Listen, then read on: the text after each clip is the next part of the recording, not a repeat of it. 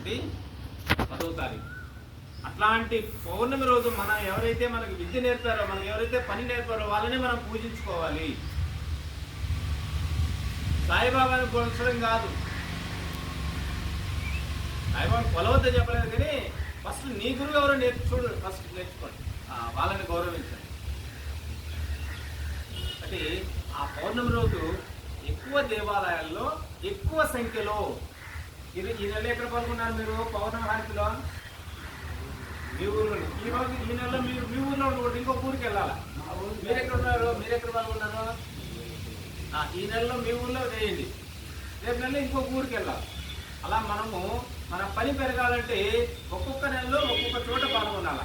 పాల్గొన్న చోట ఏ వ్యక్తి అయితే ఆధారంగా జరుగుతుంది అక్కడ ఆ వ్యక్తికి నేర్పాల పని. నేను అడిగి నేనే ముందు నడపడం కాదు. వాళ్ళ దగ్గర చేయిస్తే వాళ్ళు రేపు నెలలో మనం లేకుండా వాళ్ళు నడుపుకోగలిగే స్థాయి వాళ్ళకి రావాలి. సో అలా ఈ నెలలో 10వ తారీఖున ఎక్కువ దేవాలయాల కేంద్రంగా ఎక్కువ సంఖ్యతో, మంచి సంఖ్యతో హారతి జరగాలి. ఈ హారతి ఇచ్చేటప్పుడు 3 పనులు జరగాలనుకున్నాం. ఏమేమి సార్ గుర్తు చేయండి. హారతి ఇచ్చేటప్పుడు హారతి ఇస్తుంటాం.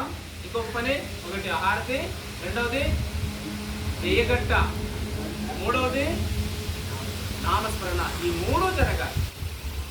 భగవంతుడికి హారతి ఇస్తాం,